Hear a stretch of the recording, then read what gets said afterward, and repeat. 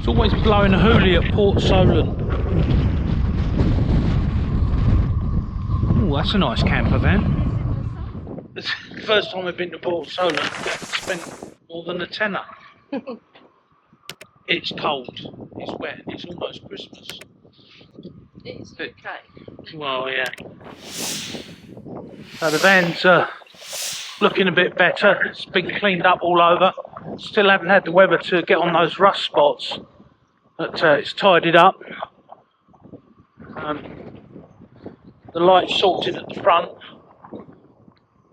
All the transfers off. Just got to get this sticky stuff off of here. Crikey, it's blowing a hoolie. Well, it's warm in here. Lovely and warm. Lovely and warm. We've had the diesel heater on today. This is charging something up, which we'll show you. I think we're going to do a dedicated video to that, but it's on test and it's charging up at the moment. So we're out just before Christmas. We've got to get a new water pump, haven't we? We've not had a good year with water pumps. It'll be the third one. Yeah. One on the boat went, didn't it? Yeah, and then I repaired that, and then the spare one on the boat, we swapped over while I was repairing that one, and then that one went, and they're like 150 quid each.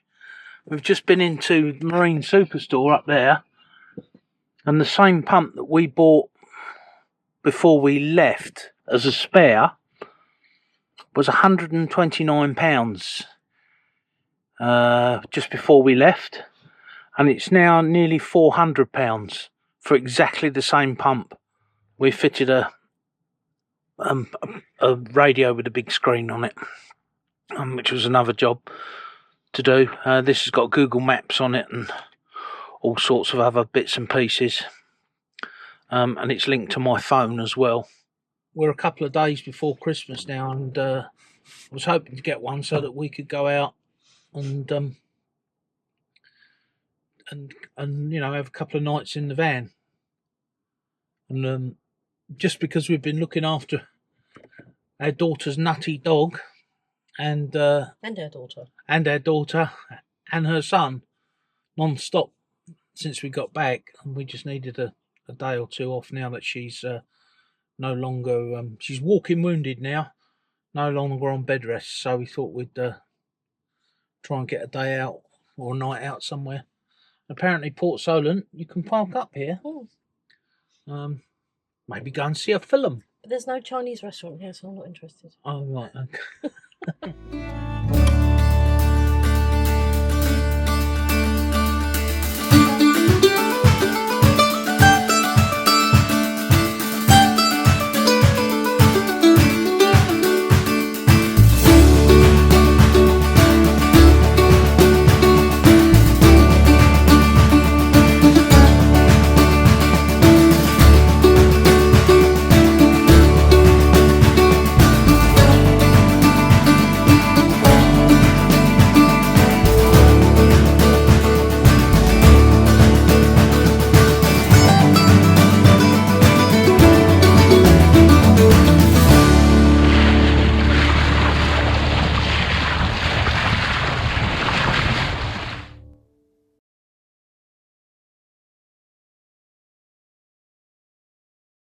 When we got the van, it was fitted with a domestic battery of 220 amp hours, and it was the maintenance-free lead acid batteries, you know, the sealed for life type ones. So I used my electronic battery tester, you know, the one we've used on the boat so many times, and found out that the battery was only at about 60% efficiency. In other words, we were losing about 38% of the battery's life. But as you know, with lead acid batteries, you can only use about 50% of their capacity. And thus, a 220 amp hour battery is actually only about 110 amp hours of usable energy. Do the maths on that, it's only about 1200 watt hours. And of course, watt hours is what we rate our batteries in when they're used in a camper or a boat. We also tested the engine battery, the start battery, and even though we'd had a long drive the day before, that was down to about 25%. And so we bit the bullet and bought a new engine battery and a Life P04 lithium battery for the domestics. Now, we've done a couple of videos on how to test lead acid batteries, and you don't just simply check the voltage. That's not a good indicator of how much energy is in the battery. I'll put a link in the description to a couple of the battery videos that we've done on board the boat. They might help you out. Boats and camper vans, and indeed motorhomes, have a lot in common when it comes to batteries and charging. The engine battery was a fairly easy straight swap, and we already had a battery to battery charger, so it was just a case of changing that over to lithium once we'd got the lithium fitted. And that's where the hard work really began.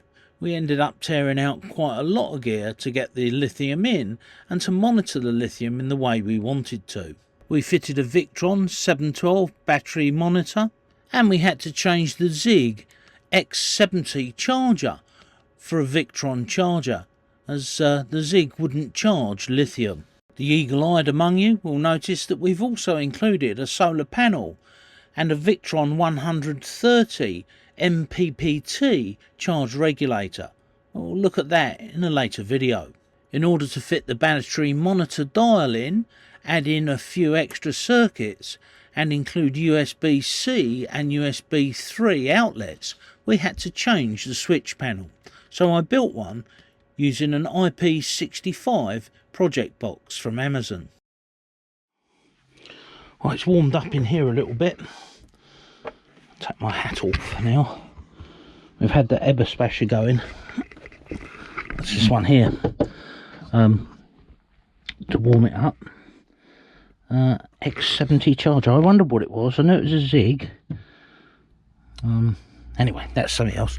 So this is a sealed lead acid type battery, 220 amp hours. Of course, you can only use 50% of that. So it's 110 amp hours of usable, because you don't want the battery voltage to go down below, 12.2 or thereabouts, 12.5, something like that. So we bought a lithium in the Black Friday sales, and I'm going to now change it out. So nothing wrong with the cable in here, it's all protected, fuses. I've just checked the terminals there, they're all made out okay. Wouldn't expect anything else from my dad. But what I need to do first is to change this lithium and to get a shunt on there so that we can have a look at what the lithium's doing and what percentage of charge we have. I wonder what that is. He's got a couple of relays in there and another set of fuses. I wonder why he's done that. Okay, well there I can see there's a cable there. We could probably put the shunt in there. Let's disconnect this and put the lithium in first, and then we'll have a look at where we can put the shunt. Let's get some power in here, because it's already starting to temperature drop with me turning everything off. Okay, let's get that fuse there. And that one there, lights have gone off. Let's get this battery out. Let's take that one off as well. Let's get the lithium in.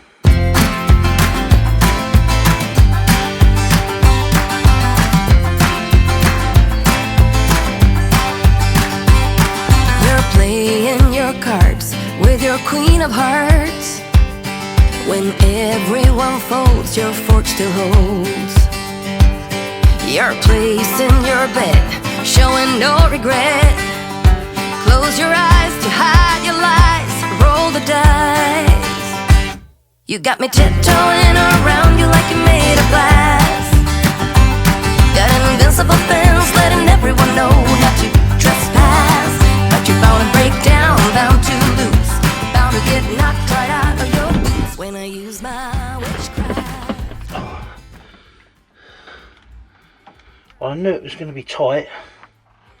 Not that tight. It's probably 5mm too high. I'm going to have to take that plate out the bottom, drop it down 5mm. Driving me insane. Your heart is back, and it's a fact, no turning back. You got me tiptoeing around you like you made of glass. Got an invincible fence letting everyone know not to trespass. But you're bound to break down, bound to lose, bound to get knocked right out of your boots when I use my witchcraft. When I use my witchcraft. Come on.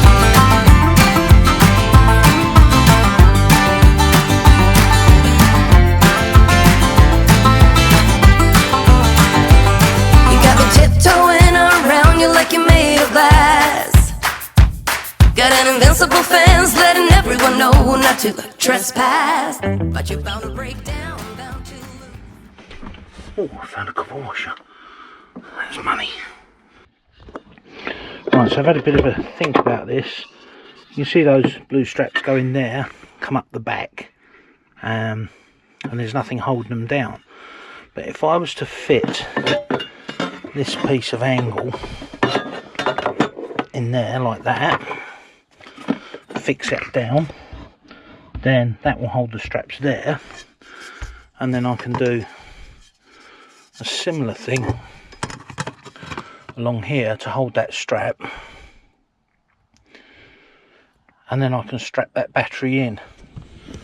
Oh, after a lot of toing and froing, mainly throwing, I wanted to cut this bar off here, make it, you know, same length as that one. Doesn't really matter, but just to tidy things up. But I haven't got a hacksaw or a junior hacksaw even here. So that's it. Let's start connecting things up. I can get the heating on because it's frozen. Everything always takes you twice as long as you think, doesn't it? Especially when you haven't got your especially when you haven't got your proper toolkit. I haven't done the shunt or battery gauge at the moment. First I'm going to change the B2B to lithium. Then I'm going to go and get some lugs, because these lugs are only 16mm cable by 8mm holes, and the shunt is 10mm holes. So I need to cut that cable there, put the shunt on and the inverter, which is that one there, in place, and then pull the cables up into the position. I need to get a junior hacksaw and a couple of other bits while I'm out getting the lugs, because we've got tools everywhere. Look, put the tools away, and then we're going to move on. But first I need to go and get some lugs, and I need to change the B2B to lithium so that we can make sure this is fully charged. Okay, well, we've got a little bit further. I had to go and buy some lugs and some cable, because I did a quick cable calculation, and because I'm running the inverter, so this inverter here is going to run through that shunt which I've just fitted. The cable distance is longer. Before it just went straight up to the battery, which was fine, but when it goes through the shunt and back again, I need to go to the next size cable. And of course the nearest cable shop is miles away, Furno Riddles in Portsmouth, so I had to go there and get some lugs. I'm not going to be able to do a lot more at the moment, because I haven't got a crimper, and I got hold of my son. He hasn't got one. I've got two on the boat. I've got a big hydraulic one, and one of these ones you put in a vice and you squeeze it up like that and it does the crimping, or you can hit it with a hammer. And of course I didn't have the capacity on the luggage to bring it back, either of them. So what I'm going to do now is I'm going to order a cheaper crimper from Amazon, I think, and Sonny Jim's going to buy it off me when I've done it, but it won't arrive. Today's Friday evening. Won't arrive till Sunday by the looks of things, so I'll have to wait just until Sunday to make that cable off. So what I'm going to do for the moment is I'm going to rig it temporary so that I can put the shunt on and get all that calibrated up. Well, you can hear the Impavidus heater is running. That's because it's freezing cold in the van. The UK is down to about 6 degrees overnight where we are. So the lithium battery's in, strapped down, aluminium angle there, which is securing those straps in place, and the same at the back there. I didn't have a hacksaw or a junior hacksaw to cut them down. I've now got one, thanks to the local hardware shop, and I'm going to cut those down so that they're the same length as these batteries. I've left the case, the protective case plastic on this. It's only wrapping. I'm sure it'll be fine. And just give it a little bit more protection. The Victron energy shunt is in and working. The Bluetooth's up and working. We're at 95% at the moment. According to this, it hasn't been calibrated fully. We need to go on a bit of a run with the van to do that. This cable here is the permanent feed, live feed, for the battery monitor, and it comes with this little bit of cable and a fuse in it, because of course it needs to, this piece of wire needs to be protected, because the main feed for all of the 12 volt in the van comes through this cable here, which is a piece of 12mm, I think it is. Comes off the battery. Now we're allowed up to 4 connectors on this battery. This is the old rubber covers. I think I'm going to put some tie wraps on them just to cover those up. We're allowed, sorry, I was distracted there. We're allowed up to 4 on there according to the regs. Fuses are repositioned and put back on. I actually had a piece of cable kicking around that was the right size, but it wasn't long enough to go down to the inverter. I've changed the thickness of this cable here to match it, so that's all 25mm cable now. That's cross-sectional area cable now. I may tidy this up by shortening that a little bit. I was going to take this cable up and round there, which is why it's a bit long, but yeah, so that's that done. The next job is I'm going to shorten this down, tie wrap these together. I don't have a soldering iron here, which is why this hasn't been cut down and a new end soldered on. What I could do is just coil it up neatly and tie wrap it up there for now, in case a future me wants to move it, so maybe I'll do that. Breaker on there, 2 breakers there, Victron battery charger is working fine. Let me just get the iPhone and show you. So I think you can see that there. So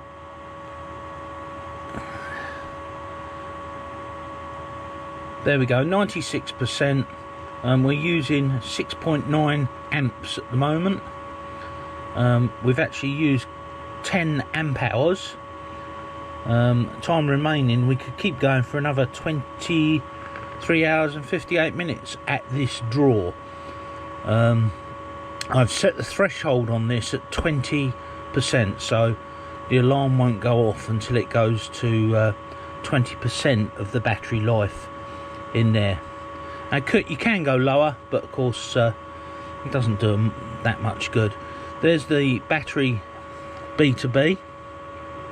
That's off at the moment because the engine's not running. As soon as the engine starts running, this will start charging it up to 30 amps. Now, just while I'm saying that, at 30 amps. Battery to battery chargers use a lot more than the amperage they put out. The Victron one uses almost double. So although it's a 30 amp battery to battery charger, it probably uses 55 to 60 amps, and the rest of the energy goes in making heat. So just be aware of that. I think Victron recommend that you have capacity of 100% extra capacity on your alternator or your battery to battery chargers with their standard setup. If I'm wrong, Mr. Victron, then write and tell me, but I'm sure I'm right. Okay, so that's all done there. The next job, once I've tidied that up with some tie wraps, is to sort out this up here. Now it's all perfect, all works, there's nothing wrong with it, but I'm going to change. Let's just put this, hang on, let me put the camera down for a minute.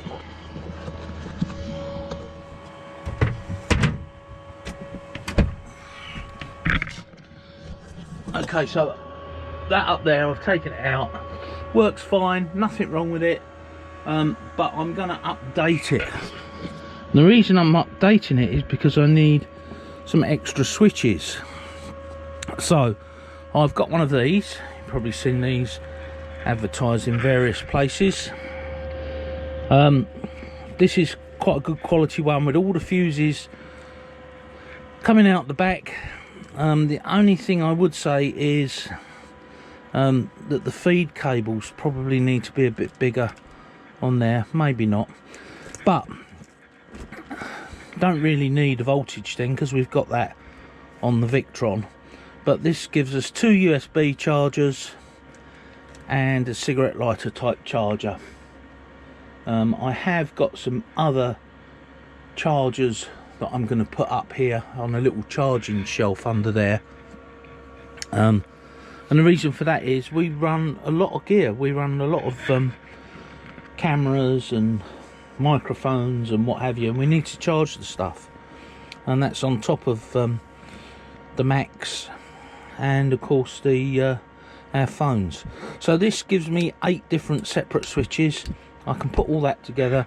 I can then put my Victron charger in there, and then I can move the water, the Zig water tank,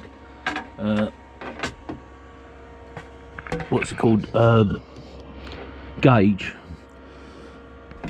into there. So I've got one of these black boxes from Amazon. Oh, there we are.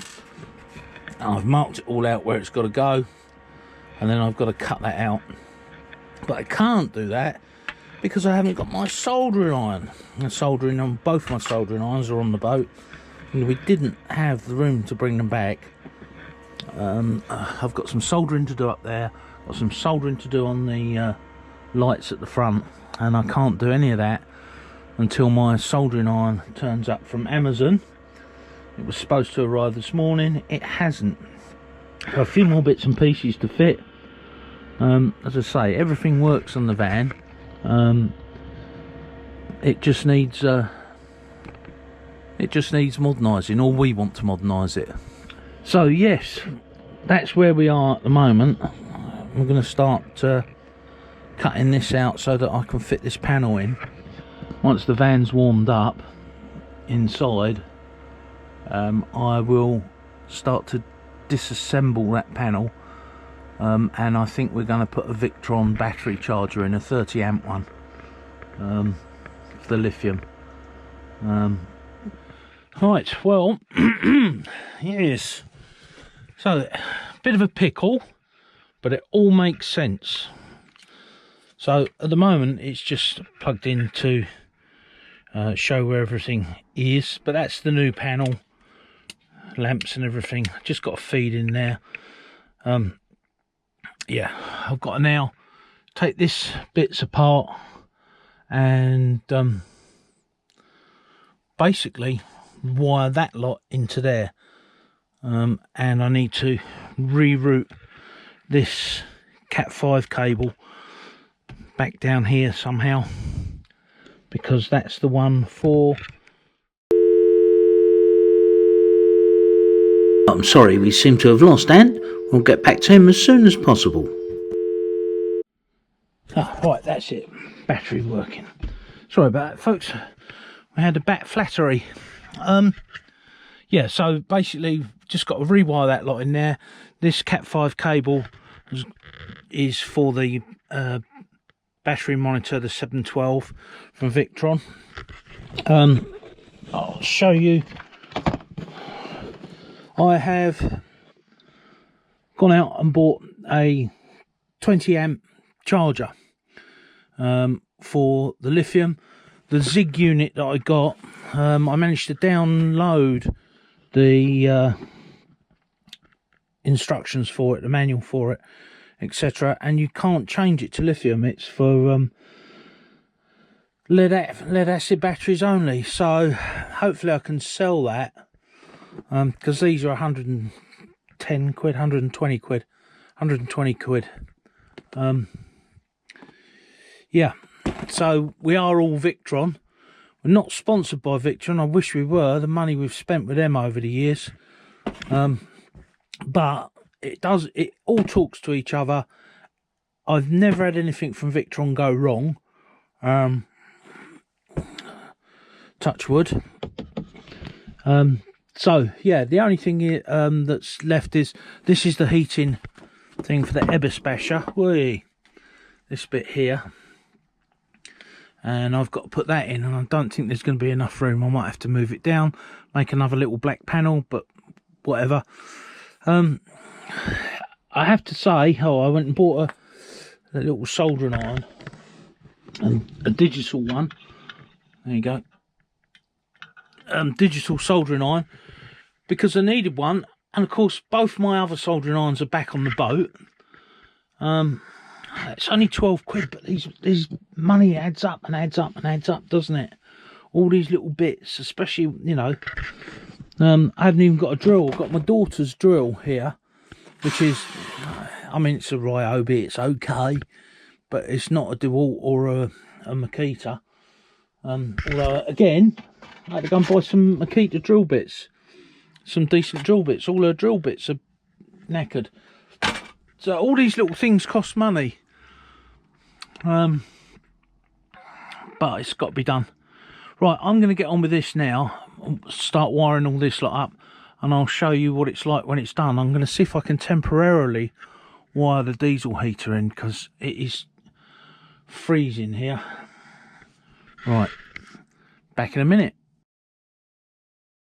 So this is the Zig split charge control panel and the Cid XX charger. It can't be set to lithium, however it's now going knocking, so if you've got cash in your pocket and you're after a Zig charger, let me know in the comments. Okay, so here's the cost breakdown. We paid £306 for our lithium battery on Amazon. The Victron B2B charger was already on the van, but they're about £160, £169. The Victron 230 12 volt charger, 20 amp, that was £158. The Victron battery monitor 712, that was £120.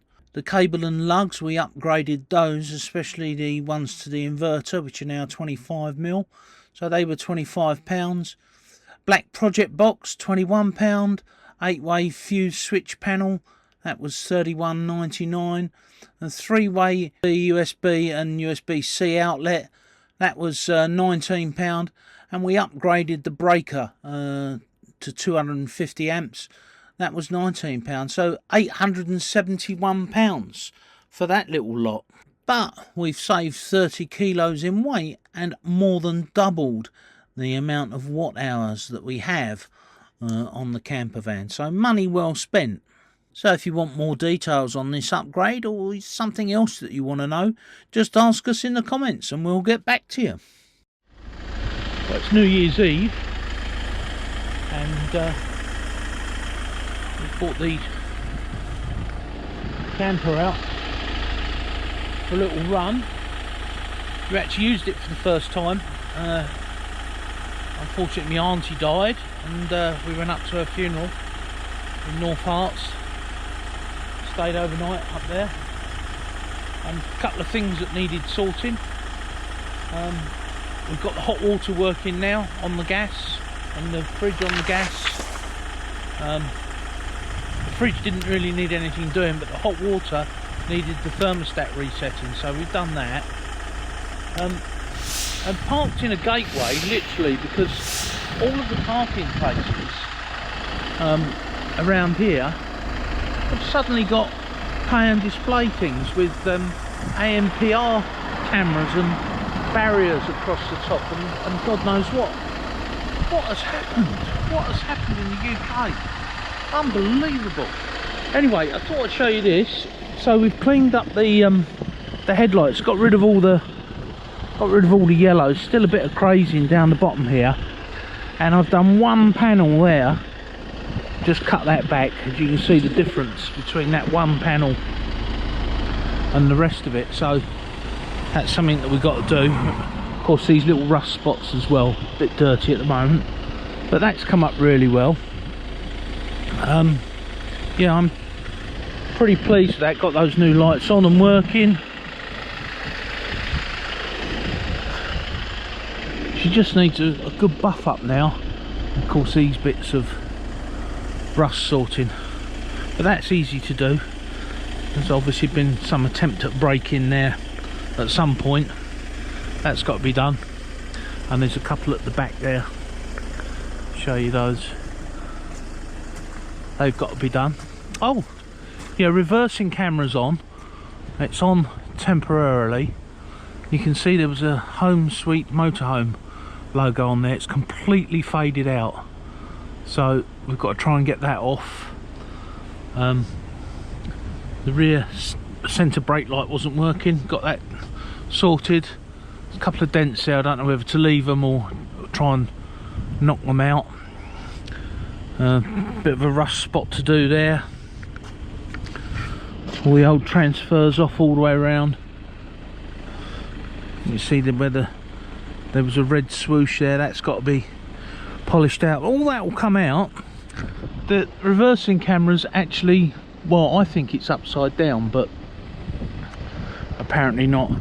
There's a couple of places where I need to get a block of wood and a rubber hammer, and just knock out. It looks like at some point somebody's attempted to get in this van, but it had security locks all the way around, so you can see they're all deadlocks. Would have been impossible to get in. But yeah, so I've got those to do. But so far so good. Next time we're going to be testing a piece of kit. Can you guess what it is?